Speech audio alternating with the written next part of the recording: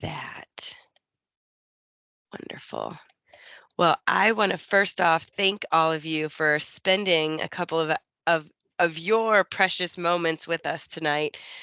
We have been looking forward to this for months, maybe even a whole year, knowing that we were going to do this again. And so I want to first introduce myself. My name is Helena Iaquinta, and I work on the experience optimization team here at SNHU. And this is our second time celebrating the first generation college celebration here. And we look forward to many more years of doing the same. Um, I've been here for 10 years, and in that time, I've been able to see our clubs and honor societies double and triple in size. I've spent time with dozens of students through in-person and online events like homecoming, global days of service, and or at academic conferences across the country.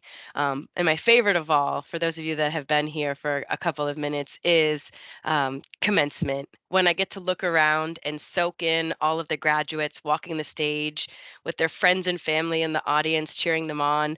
And I personally, and I know many of the staff that are here as well, cannot wait to be in that arena when each of your names are called. So the reason why we're here tonight is to ensure that each of our first generation students who've joined SNU know that they have support from all of the people in this room, whether that be students, staff, faculty, or some of us who are all three. We're here to make sure that you have what you need to walk across that stage.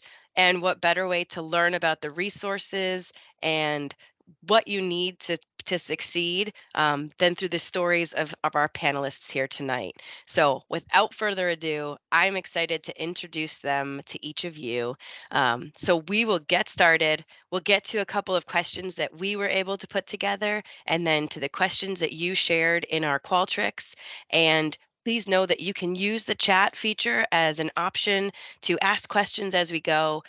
Kathy is in there and she's going to do the best she can to moderate as we go. But please know that if your question doesn't come up, we will share the questions in our SNU Connect page throughout the next couple of months to make sure all of your questions get answered. And that way, everyone has the chance to keep checking in and getting to follow up on some of those great answers. So I am going to turn it over to our panelists, and each of them are going to introduce their name, location, and when they recognize that they were a first generation student. So Joey, if you're okay starting, we'll start with you. I sure am. So, my name is Joey Gibson. I am in Fort Worth, Texas. I'm one of those all three Helena mentioned student, faculty, and um, my words are escaping me. Anyway, so I live in Fort Worth and I recognized that I was a first generation student right when I was at my graduation ceremony for my master's degree. And Paul said, would all the first generation students please stand up? And I thought, that's a thing. That's me. So that that was when I realized I was a first generation student. That's awesome. We'll pass it over to you, David Munn.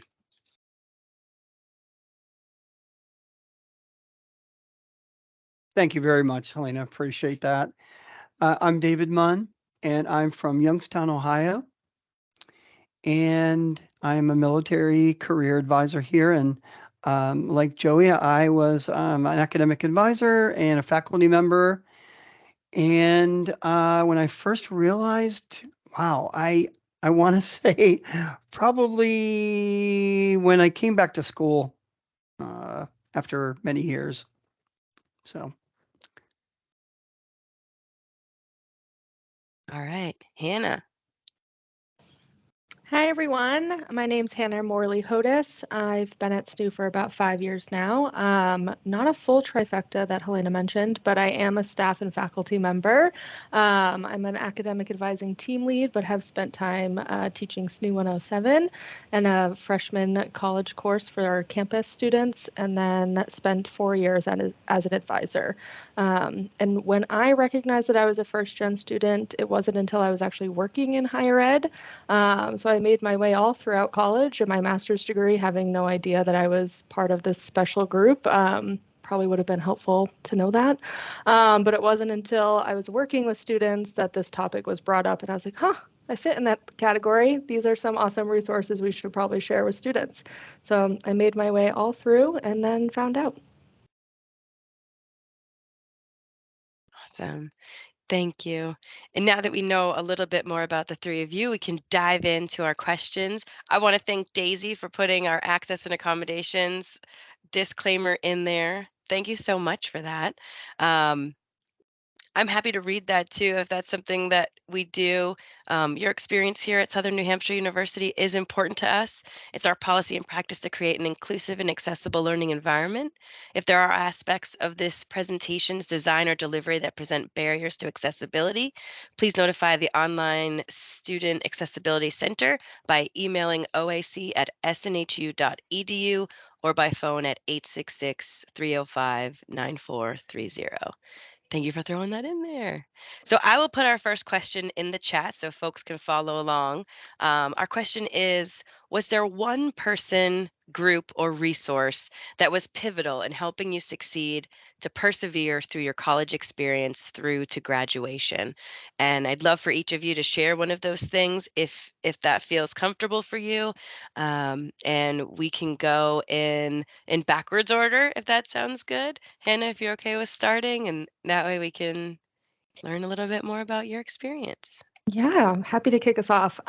So not to be cliche, but honestly, my advisor was my greatest resource at school. They were really the ones to help me navigate all aspects of the college process. Helping me pick my minors, pick my classes, walked me through the housing process. So I had no one to ask those questions other than my advisor. And so they were just a great resource. And if they didn't know the answer, he made sure to find out and always followed through on emailing me.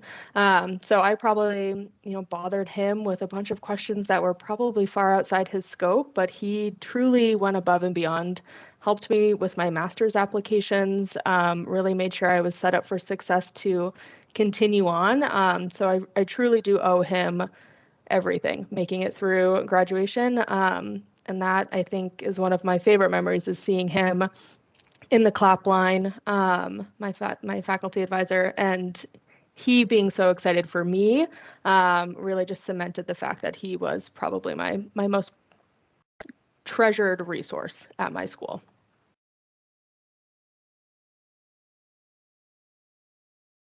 It's awesome. David? Yeah, I hate to steal yours, Hannah, but to be honest with you, my academic advisor was the most pivotal person. Um, she really was someone that I looked up to, and her and I were similar age, and God really helped me to see um, what I really wanted to do, and that was to help students, help people.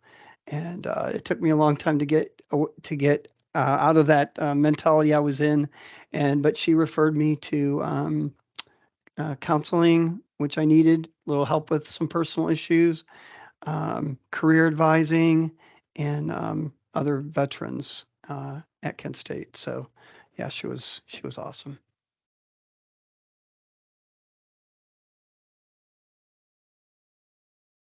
Joey? So it seems to be a trend.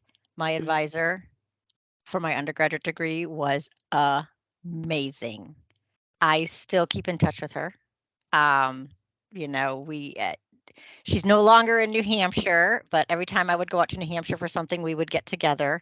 She kept me sane through all of the, working 65 hours a week, trying to go to school full time and all the things that we do. She kept me level. She kept me in the game. Um, she took care of all of the things I did not have time to take care of. And I mean, yeah, Kate helped me earn my degree. There's no question about it. My master's degree, though, I can say I'll step out on a limb and be a bit different, was the pivotal person I think for that one was Dr. Amber Reagan Kendrick. And she no longer teaches at SNHU, but she taught several of my master's courses. Again, still keep in touch with her. Almost on a daily basis, we message each other. And same thing, even though she didn't teach all my classes, she still kept in touch with me while I was in school, kept me level, kept me persevering through that master's degree, which was a tough one. So, yeah. I love that you bring that up, though. It's that whole idea that you got through the undergrad and graduate school will be similar, but it's a different type of stress that you're dealing with there. So you bring up a great point. And in different areas of your degree program and your life, wherever you're at, you really do need different types of support. And so I think you all speak really well to the fact that there was always someone there and it was a different person for each of you, but it was what you needed at the time, and that was most important. So this next question, we got a couple of questions that are similar to this in terms of how did you choose your current career path? So if someone has decided on their major and that aligns with a career path, um, did you know about or meet with your career services department while you were in college? Why or why not? Just to gauge, if that was a connection that you made while you were doing your degree and if that was impactful for you. So the questions in the chat, if I rambled a little bit too long, and if all of you would like to answer, that's great. If you want to do the raise hand thing, I won't make all of you answer each of them, but if you have things to add, I would love to hear your thoughts. Go ahead, Joey. Okay, I am definitely going to answer on this one because the career department absolutely helped me change my life. I was in television for 22 years. I had no idea how to get out of television. Television is a small world, so I knew exactly how to answer any question in any television interview I went on so I could get the job. But I hadn't interviewed outside of that in literally decades. And I called up my career advisor, which was Ryan Chapman, and he did mock interviews with me and he helped me get in touch with someone to get my resume polished up. And then my undergraduate advisor moved into career. And since she was so amazing, she started helping me as well, sending me job leads to look for different jobs to get out of the television industry. I was working on my master's in English, and Kate and Ryan, both ended up helping me land a job as a policy and procedure writer in the mortgage industry for 6 years. So career absolutely changed my life. I will always shout to the rooftops that career is one of the most amazing departments that students have access to at SNHU. And then I ended up here teaching English. So super fantastic. It is so nice to hear, though, that someone changed careers after so much time and so much like confidence and feeling like you knew every area of that industry to then switch gears like that must have been really scary, but you did It it. was terrifying, and that department made it happen for me. Yeah, I literally didn't know what to do. I did not know how to go about getting out of my industry. I love that. And I always echo whenever I hear it, just to make sure people all hear it, is that you literally have access to career indefinitely. Like as a SNU student, you can talk to them anytime. once you leave here, call us 10 years from now. We'll still make sure that you have the support that you need. And I think that that is something that we just need to keep reminding ourselves. Yep. All right. Does anyone else want to add to that? Yeah. I can add to that. Just to echo what Joey said, I also used career at my institution. I didn't go to SNHU, I went to another school. But at 21, had a panic about what I wanted to do with the rest of my life, and my degree plan no longer suited what I wanted to do.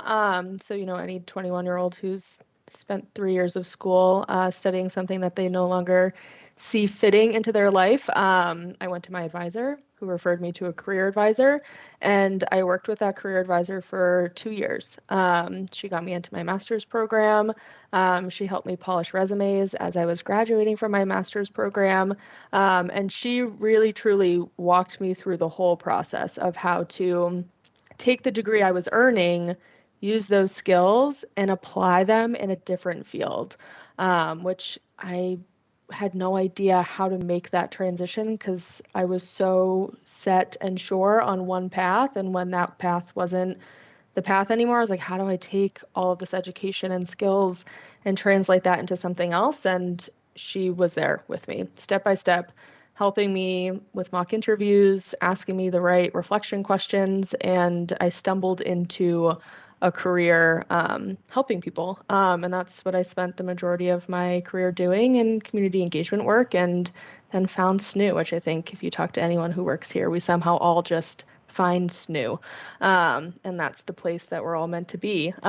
So truly, my career advisor deserves all the kudos and credit to, my success in my career. And I just want to echo, like, it is not always an option that you get to go to your career services department 15, 20 years after you've graduated. It's not an option for me.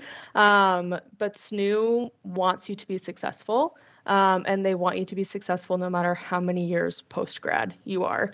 And so you can always come back to us and we will always support you. And so that is a gift in and of itself. So please utilize that resource.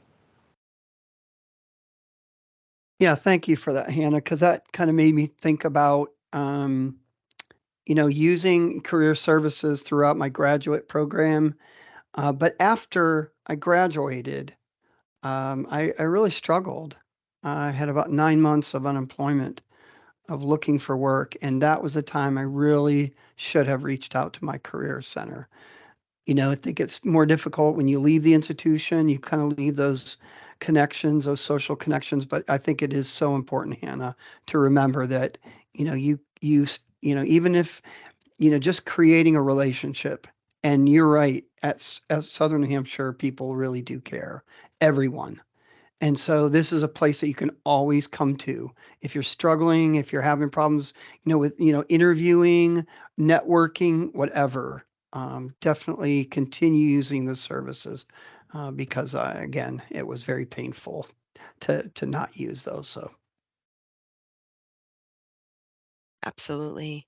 Something I hear often when we talk about first generation learners is we don't always know the supports that we have available to us. And so, my question for the panel is what kind of support do you think is crucial for first generation learners to succeed in higher education? And it might even be a support that they're not aware of and don't even know to ask about. So, what comes to mind for you to share with our students that are here today?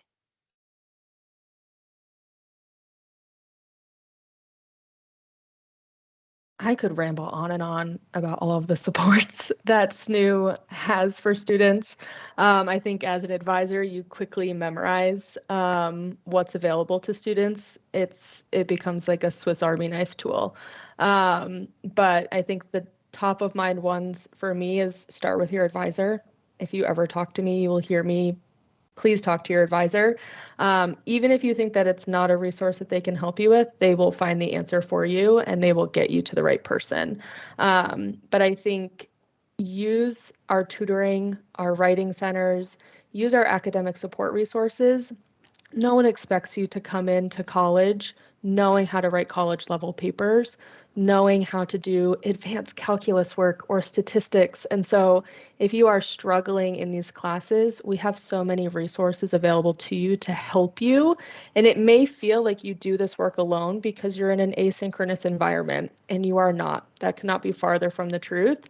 There are so many other students who use our tutoring services, and it's just a great connection to make with tutors because you might struggle in one class, find a tutor who helps you, and it clicks for you. And we would much rather hear you use services and have it click for you than have you struggle in a term. We truly, everyone who works here, from tutors to your advisors to your faculty, they all want you to be successful. So I think just use our tutoring services if you do struggle, or be proactive if you're not struggling and you just want someone to read over your paper and give you some feedback. That's always a great tool as well.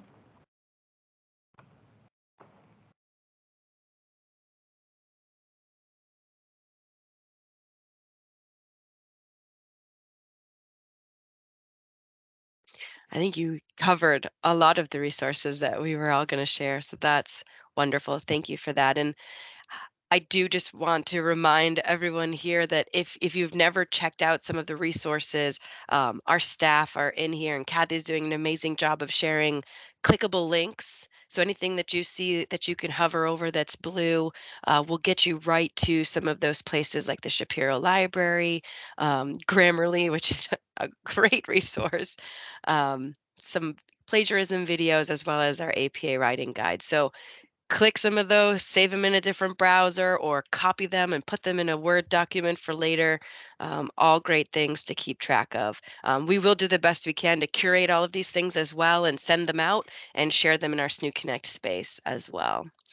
So another question we have is, as a professional in academia, working in a university, how does being a first generation graduate affect the way you work with students or other first generation learners? In case any I, of our students are afraid to speak up, what comes to mind in how you connect with your students? Go ahead, Joey. Sorry about that. I was just gonna say, I mean, we can relate. First and foremost, we get it. We've been there.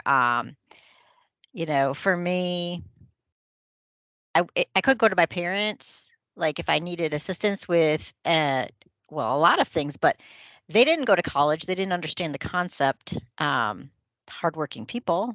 I'm the youngest of 11. My dad put us all through school, but didn't really understand what was involved.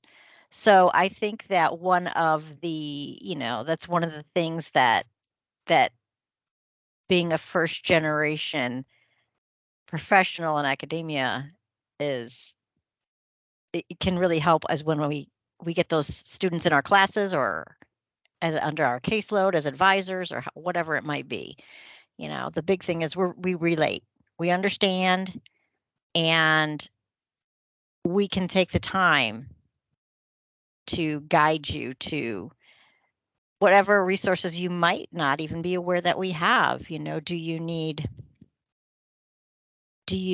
some help with, you know we have a lot of support for mental health, and we have a lot of support, obviously, as Hannah had mentioned, for the academic support.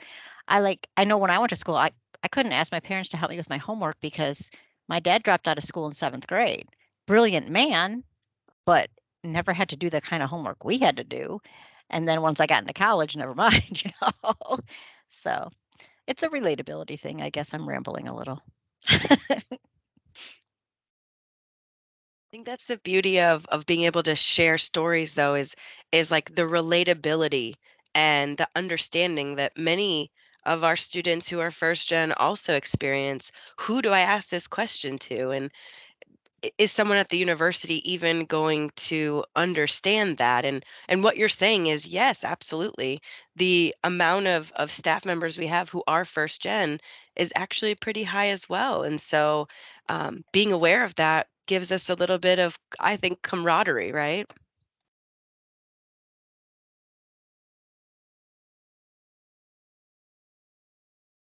What I think about, um, Helena, is when I was in school, not always knowing the questions I should be asking.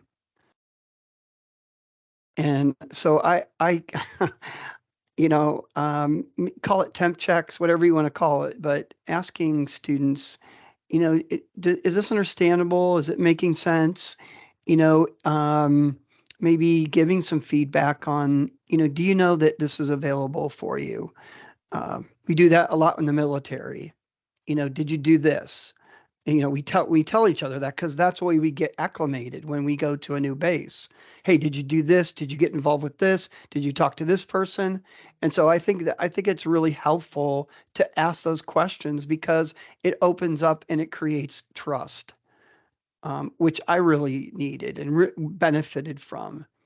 If someone just took the extra time to say, hey, do you know this isn't just for rich kids? This is for you. You're paying for this. So, take advantage of it. And also having somebody to walk me through that and to be able to say, hey, listen, it's okay to say you don't know.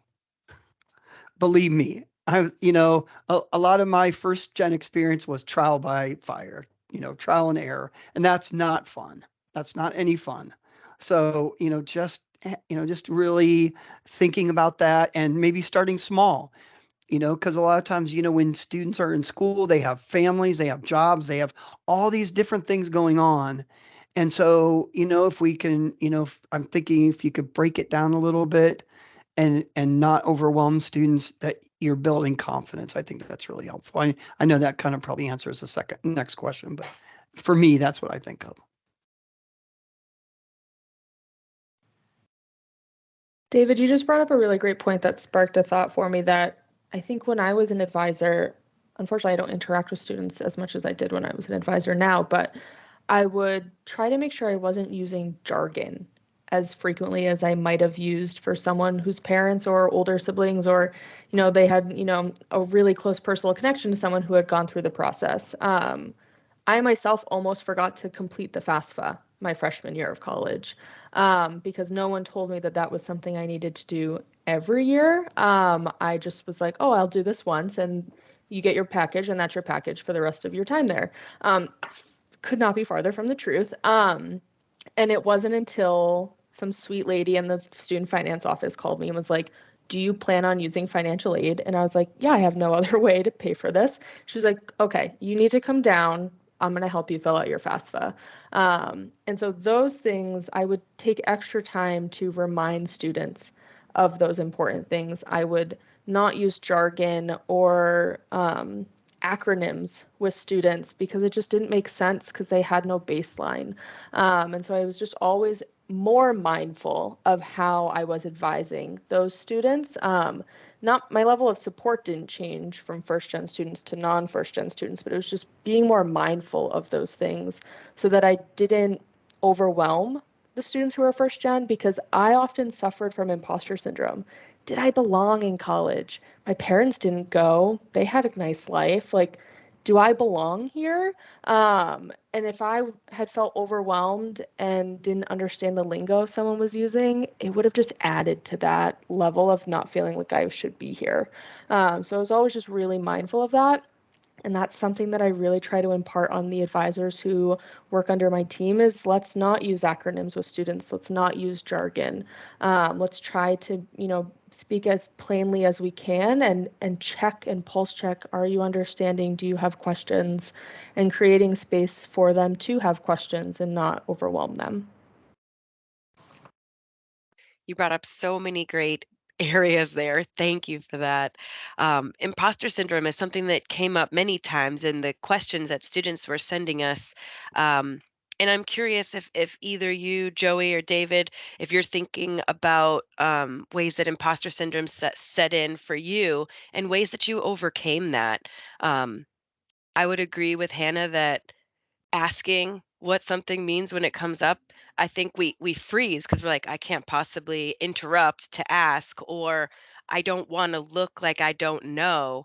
But the reality is just saying like, can you clarify, or how would you say that in in simpler terms, almost as a way to say, like, what's an alternate text for that? Um, to maybe remind whomever you're speaking with anywhere in the university that that might not make sense. And everything should make sense. And so I think that's when I know imposter syndrome is setting in, is if I'm suddenly like, I do not belong in this space. I'm just going to slowly slink away and no one will notice me. But I think that staying under the radar ends up being the worst thing to do, right? And so what are ways that we can overcome that keep us focused on our task at hand, which is getting through this degree?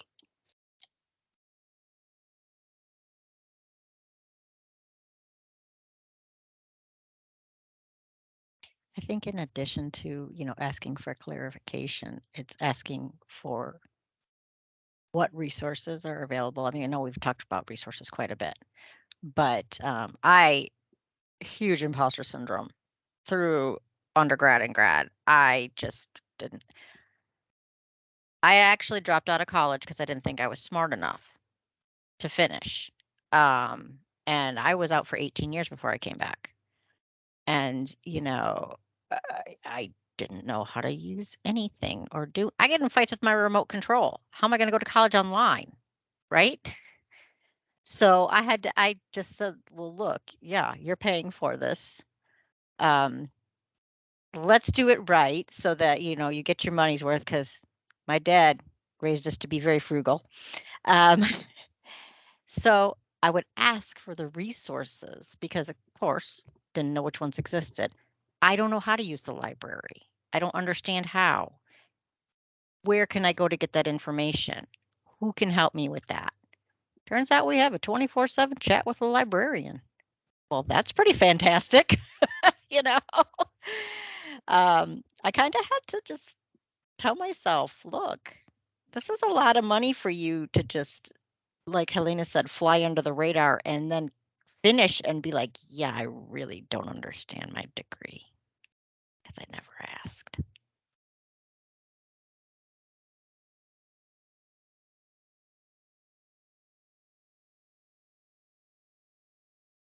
This ties into another question that came in to us, which was, um, what did you do when you found yourself overwhelmed and felt like stopping or just not doing school anymore? Did you ever have those moments? Sorry to jump in again, but absolutely. And you know what was so amazing was, and you'll find this the further along you get in your programs, you'll see those same names coming up in your courses. Those same students will be in your courses. And I made connections with students whom I am still friends with today, whom I met at graduation and when we graduated together. So amazing. Um, I reached out to my classmates and especially my friend Sam. I was like, I can't do it. I'm done. I can't. I'm not going to be able to finish this. It's too much, and your fellow students. I mean, whether you get to know them through SNU Connect or, in your classes individually and you connect on your own, they are such a great resource for helping you when you just are looking around going, there's just no way I can finish this. And I will tell you what, Sam and I were in all those classes together. I met her at graduation. Her mom was with her. She came up to me and said, thank you so much for helping Sam get through this. And I was like, oh no, Sam helped me. So use your fellow students, use your classmates as someone to lean on.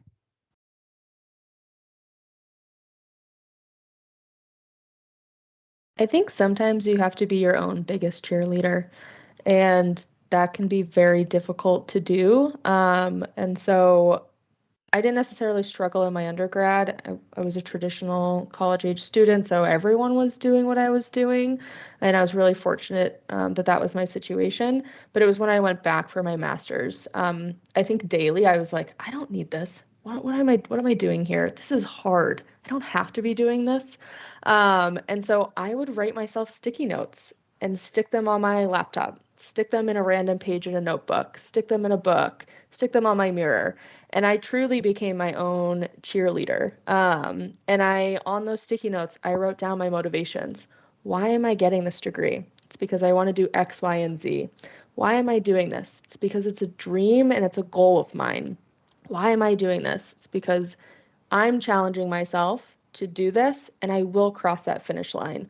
And so when I did cross that finish line, it was a euphoric feeling. And that's why all staff and faculty at SNHU love graduation. It's because we are feeding off of all of your euphoric feelings. And it's just the best thing. But sometimes you have to be your own biggest cheerleader and trick your brain. Remind yourself of your motivations and also remind yourself that you belong here. That's not a silly catchphrase that we use at SNHU. You truly do belong here. And you will cross that finish line at graduation if you are your own biggest cheerleader and you're the only person in your camp.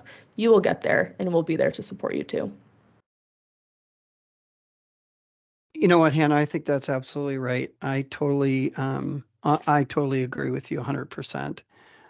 For me, it was, and I want to kind of maybe have a plug here for career services about deciding on the right path. You know, sometimes when you spend so much time on the wrong path, when you finally get on the right path, when you finally talk to someone that can help you, to center you, to reframe you, you know, and you find it, for me, it was like going to Oz. It was just it was a nice road. And for me, that was the motivation. Like I was finally where I wanted to be, where I needed to be. And so, you know, it's tough when you're in the wrong major. You know, it's tough because things just don't seem to click and everything is emotionally difficult, psychologically difficult, not challenging, but difficult. And I found a major that just clicked. Wow. Like it was like 4th of July. Everything turned on. And before that, it was just like walking uphill with 100 pounds on your back. And so when I got there, for me, it was just a miracle. And I struggled with some of the stuff, the content, but you know what? I had the motivation, and that's what I needed. So I appreciate each of the things that you all shared. And someone put in the chat that it feels like graduation can be so far away. And I think about that idea of like, how do you eat an elephant? One bite at a time. And it's hard, right? And no one should eat elephants. Terrible analogy, but you know what I mean. It's a large animal, but you can get it done, and you will get this degree done, and we'll be here for you at your own pace. Exactly. See, Trisha, you read my mind there. Um, David, I don't know if you have a ton of info on this, but someone sent us a question around how important GPA is to an employer when looking for the job hunt based on your field of study. I feel like for many of us who've been in the field for a long time, perhaps maybe that's not something that's as important, but it could be very job specific. So I was going to leave it to an expert rather than my own surmising. oh boy. Hopefully I don't let my fellow career advisors down here. I'm up to bat and the bases are loaded here. So you know, for me, I think you made a good point that it depends on the role, it depends on the company, it depends on the industry.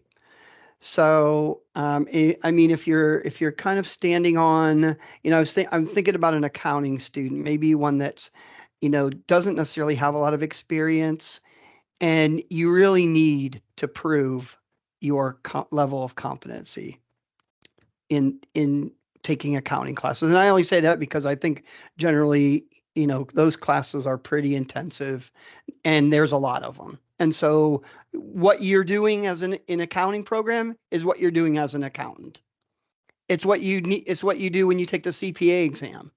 So if your GPA is not high, it's going to be difficult because again, the employer may not have a lot of things to evaluate you on.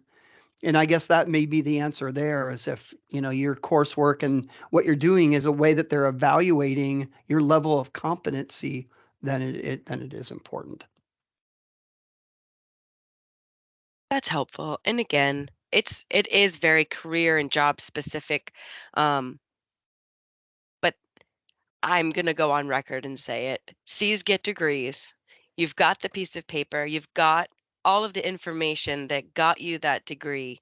And therefore, I would also say that there are so many things that you learn, skills that are transferable skills in everything.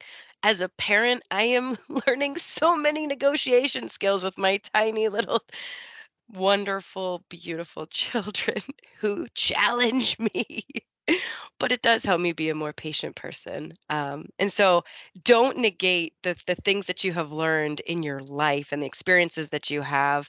And I've also been looking at some job descriptions that I see coming up through LinkedIn that will even say like, um, not having a degree specifically in that field does not mean that they won't be looking at your application, because I think they're finding that difference of um, experience and knowledge actually helps in some fields, because they can teach you new things that other people might have already ingrained and not be as willing to budge on. So use your strengths.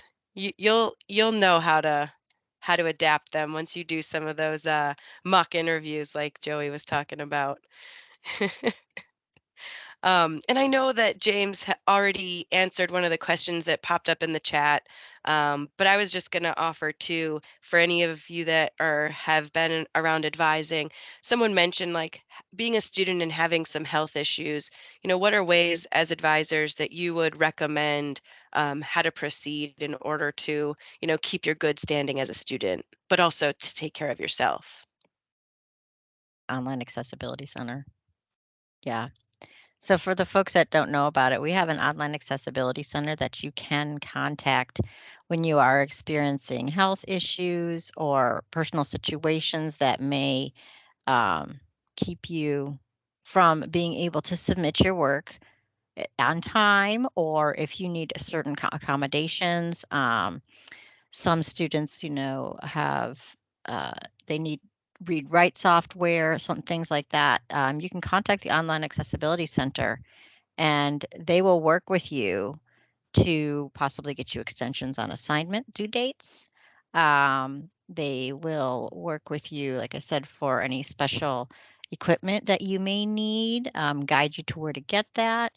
It's a really wonderful thing. But I also do want to say we have lots of students that do need to take time off for their health, for their their well-being, and that is okay. You know SNHU is going to be here when you're ready to come back. And we're going to welcome you, to come back because life happens. I mean, we've had, students have to take 6 months off for surgery or longer. And that is totally okay.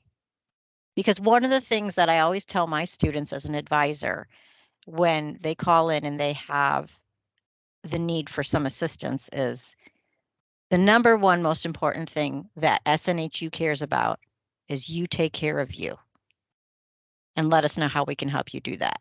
Your health comes first. Your well-being comes first. Let's get that situated, then we'll get you back in classes.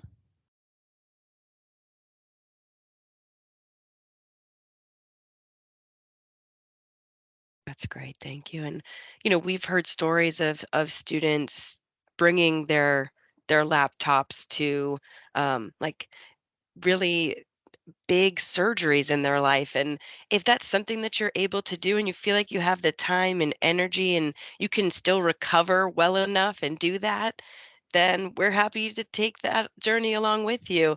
But if you need time to heal and rest and recoup, don't be afraid to ask for that, because I think we've all now said it at least once that you're paying for that degree and you deserve to get either an incomplete in order to finish that. But your instructors need to know what's going on as soon as possible to be able to make those accommodations. So transparency is key there. Um, and then making sure that you're not losing out on the possibility of getting through that course without having to retake it. Um, so yeah, definitely reach out. All right, I've been doing the best I can to keep up with the chat. I know that we had one hand raised. I'm not sure that we are unmuting folks, but if that person who has their hand raised would like to put their question in the chat, we'd be happy to answer it. For some reason, I can't figure out who the hand belongs to. If anyone else who's an organizer or a presenter can. Oh, there it is. Is it Farah? Farah, if you want to put that in the chat, we would love to answer your question for you. Just making sure nothing snuck into. Okay, good. The Q&A option, but so yeah, so we're at the last 10 minutes. Any questions that folks have, we would love to hear those.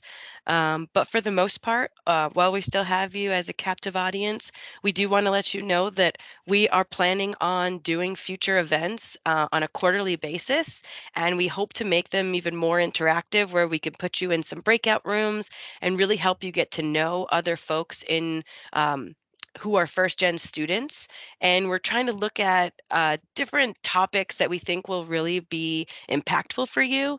And so stay tuned for February. We're going to look into how to leverage LinkedIn. I know a couple of folks in the chat were saying they often forget about LinkedIn, but it's a really great tool, and our career team has some really great resources there. So we're going to tag team with them to leverage that LinkedIn platform to help you kickstart your way towards your new dream jobs. And then in around the May timeframe, since that's usually one of our biggest commencement or graduation times, we are going to look at life after SNU and work on an alumni panel with some breakout rooms so that you could actually go into a breakout room with one of those alumni folks, maybe even a couple of them, and talk with them one-on-one. And you'll actually get to have your mics and your cameras available. And then in August, we will work with our advising friends and see if we can do some top resources for success and curate some different things that we know will be useful for all of you as we keep going through this awesome journey together. So those are 3 things coming down the pipeline that we are committed to making sure are available for you. And in our last 8 minutes, yeah, I think I'm seeing questions. I'm going to read this out loud. I don't know if it's a statement or a question. During all of the writing assignments required by SNU, if you find that you had one style or multiple styles, I feel like I'm constantly changing my style and I'm not sure if I should focus on one. So it's a writing question. Joey, what do you know? So, you know what? Learning how to write in different styles is fantastic because you're going to be writing for different audiences in your life. And that is one of the things that we actually are focusing on literally in week 3 in English 130. You are writing for 2 different audiences during the term. So you're going to be changing the style in which you write.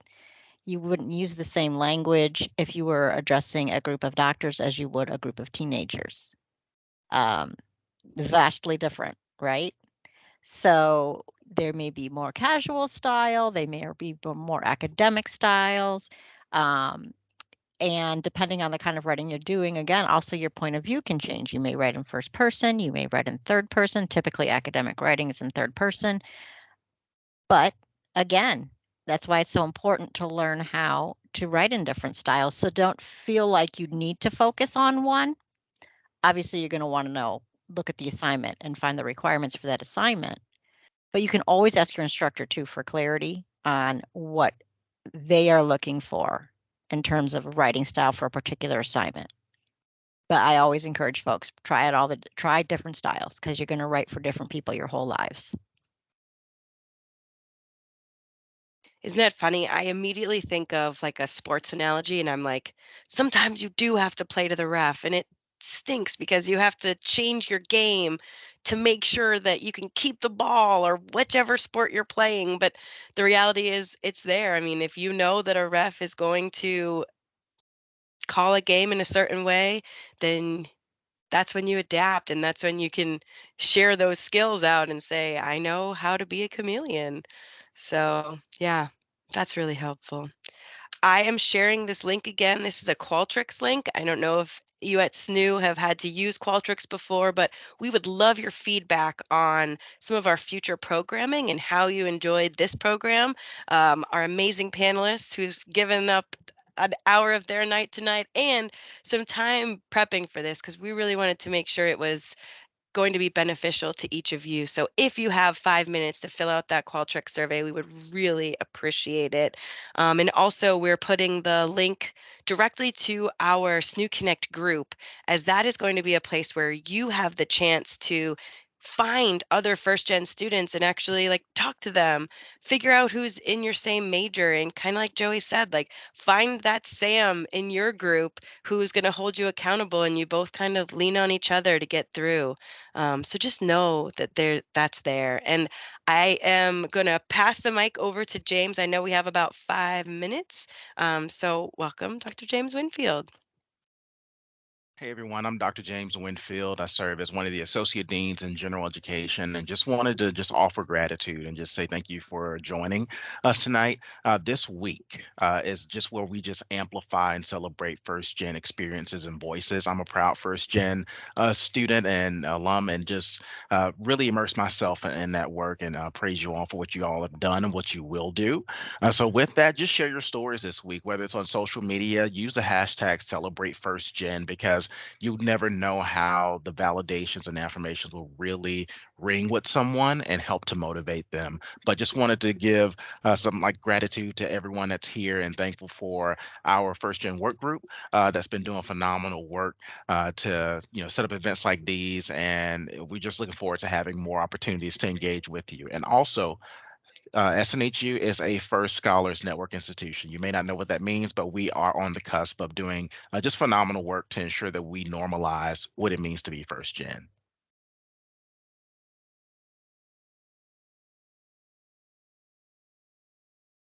Amazing. Yes. And we, like I said, we're going to find more ways to interact and engage with all of you. And by filling out that Qualtrics survey, you can give us some ideas of what you're interested in and how you want to interact with us, because we are so excited that you're here and we really want to make sure that you have everything you need to succeed. So with that, our final 3 minutes, I know this question was one that we were like, can you even summarize your experience in a couple of words? And hyphens are fine, and phrasing is fine too. Um, but if you could use one word or phrase to describe your first gen experience, we'll end on that. So while you were in college, what would it be and why for each of our panelists? And then we'll say good night for the evening. I know, it's a tough one. And any of our first gen students, if you want to share your word or phrase in the chat too, we'd love to hear those. I say life changing. Absolutely life changing. Like I mentioned, I didn't think I was smart enough. And it's not all about the smarts, but going to SNHU, being that first person or the first generation in my family to get through the degree, it meant so much more than just, oh, I have a degree now I can get at this job. It was life changing in the confidence building, life changing in the connections, life changing in just broadening your whole mindset. So life changing. I'd say mine was transformative. It really transformed my entire life.